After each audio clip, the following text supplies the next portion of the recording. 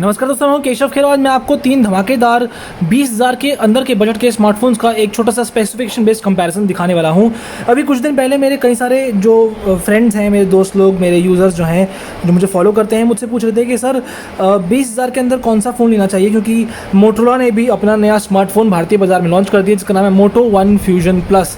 इस फ़ोन के आने से कई स्मार्टफोन्स को चुनौती मिल चुकी है। तो आज इस वीडियो में मैं आपको इन तीनों का कंपैरिजन दिखाने वाला हूँ। तीनों कौन कौन से वो मैं आपको बता दूँ कि ये है Realme 6 Pro, ये है Moto One Fusion Plus और ये है Poco X2। तीनों ही लगभग 17,000 के प्राइस में मिल जाते हैं, लेकिन स्पेसिफिकेशन थोड़े बहुत अलग है। और इस वीडियो में हम ये जानेंगे कि स्पेक्स के दम पर यहाँ पे कौन विजेता कहलाता है।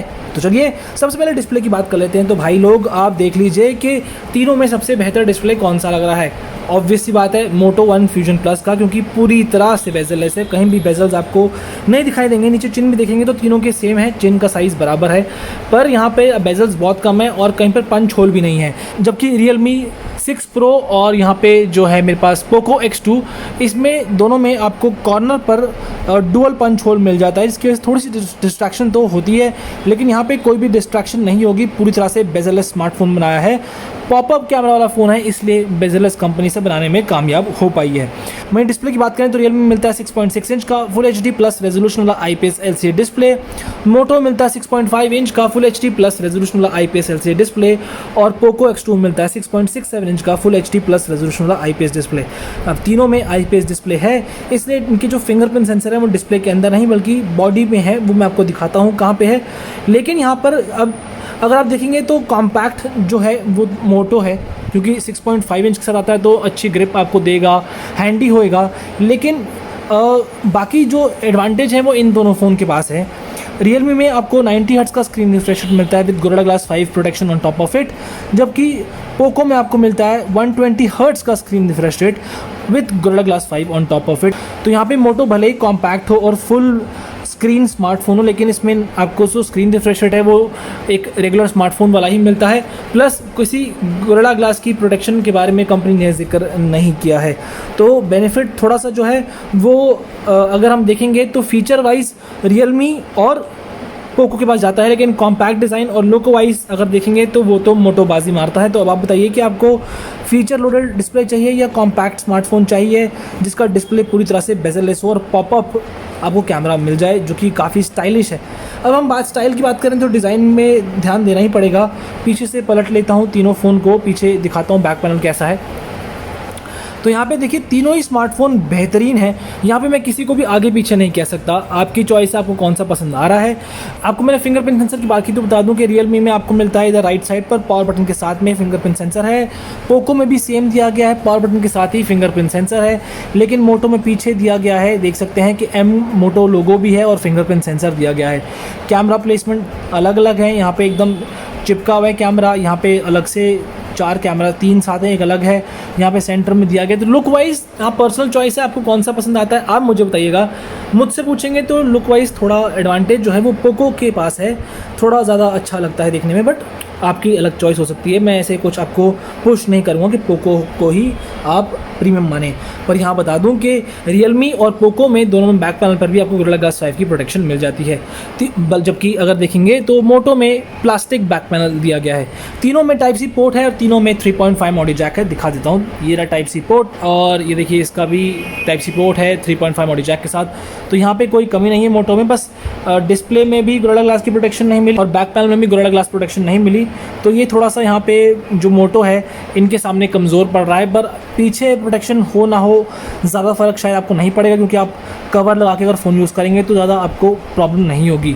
पर डिस्प्ले जो है, पॉपअप कैमरा जो है वो टशन ज़रूर आपके साथ रहेगा अगर आप मोटो को कंसिडर करते हैं। तो अब आगे बढ़ते हुए इंटरनल स्पेसिफिकेशन बात करते हैं। तो यहाँ पे आप देखिए Realme जो थोड़ा सा है वो पीछे रह जाएगा इन टर्म्स ऑफ परफॉर्मेंस।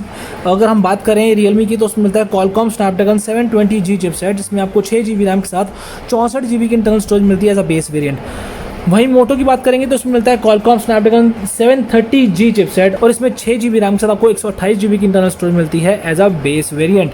वहीं पोको में भी 730G चिपसेट दिया है, लेकिन इसमें भी 6 के साथ 64 GB की स्टोरेज है, 6 GB RAM 64 GB storage as a base variant. तो यहाँ पे स्टोरेज का जो बेनिफिट है वो मोटो के पास है। परफॉर्मेंस जो है वो मोटो और पोको की ऑलमोस्ट सेम होगी। रियलमी थोड़ा सा पीछे कहा जाएगा यहाँ पे परफॉर्मेंस के मामले में, लेकिन भैया स्टोरेज तो ज़्यादा मिल रही है मोटो में, तो ज़्यादा स्टोरेज की चाह रखते हैं तो मोटो ही आप लेंगे, अदरवाइज़ तो फिर इन दोनों में से किसी एक को आप पिक कर सकते हैं, वो आपकी चॉइस है। अब आपको बता दूं कि बैटरी भी जब बात करेंगे तो यहाँ पे भी मोटो बाजी मारता है। रियलमी में आपको मिलती है 4300 mAh की बैटरी, मोटो में मिलती है 5000 mAh की बैटरी और पोको में मिलती है आपको 4500 mAh की बैटरी। अब बड़ी बैटरी तो है मोटो में, लेकिन एक चीज़ में पीछे रह जाएगा चार्जिंग में। रियलमी में 30 वाट की चार्जिंग स्पीड है, पोको में 27 वाट की चार्जिंग स्पीड है और मोटोरोला में 18 वाट की चार्जिंग स्पीड दी गई है। तो चार्जिंग के मामले में थोड़ा सा आपको निराश कर सकता है, लेकिन ज़्यादा बैटरी लंबे टाइम तक समय साथ निभाए रखेगी आपका, उस चीज़ का ज़रूर ध्यान रखिएगा। बड़ी बैटरी आपको मोटो में मिल जाती है। तीनों में एंड्रॉयड 10 दिया गया है, तीनों में अपने अपने UI हैं। हालांकि अगर आप देखेंगे तो मोटो जो है वो ज़्यादा स्टॉक है, नियर टू स्टॉक है, आपको इसमें कम ब्लोटवेयर्स मिलेंगे as compare to Realme and Poco. Ads भी नहीं दिखाई देंगी मोटो में तो आपको, जबकि एक और चीज़ मोटो में आपको एकदम नियर स्टॉक एंड्रॉयड मिलता है। उसके बाद भी जो मोटो के बेनिफिट फीचर्स हैं, ये जो मोटो एक्शन है वो भी इसमें आपको मिल रहे हैं। तो यहाँ पे मोटो के पास सॉफ्टवेयर का प्लस पॉइंट है। अब आगे बढ़ते हुए कैमरा पे नजर डालते हैं, क्योंकि भैया इतनी सब चीज़ें हमने बात कर ली, कैमरा का जिक्र ना हो तो भैया आप ज़रूर थोड़ा सा निराश हो जाएंगे, कहेंगे कि भाई केशव ने तो कुछ दिखाया नहीं, बेकार इसने वीडियो बनाया है। कैमरा का जिक्र करना तो बहुत ज़रूरी है। हालांकि कैमरा कंपैरिजन नहीं है, कैमरा कंपैरिजन देखना चाहते हैं तो कमेंट बॉक्स में लिखिएगा, क्योंकि मैं सोच रहा हूं कि मैं आपको मोटो और पोको का कैमरा कंपैरिजन दिखा दूं। अगर आप देखना चाहते हैं तो प्लीज़ कमेंट बॉक्स में लिख के बता दीजिए, मैं जल्द से जल्द उसे लाने की कोशिश करूँगा। पर अभी अगर हम स्पेसिफिकेशन वाइज कैमरा पर नजर डालें, रियलमी में दिया गया है 64 मेगापिक्सल कैमरा के साथ 12 मेगापिक्सल का टेलीफोटो लेंस, जो कि 2x ऑप्टिकल जूम सपोर्ट करता है। 8 megapixel ultra wide angle lens है और 2 मेगापिक्सल का मैक्रो सेंसर दिया गया है। वहीं हम अगर मोटो की बात करें तो यहाँ पे 64 मेगापिक्सल का प्राइमरी सेंसर है, 8 मेगापिक्सल का अल्ट्रा वाइड एंगल है, 5 मेगापिक्सल का मैक्रो है और 2 मेगापिक्सल का डेप्थ है।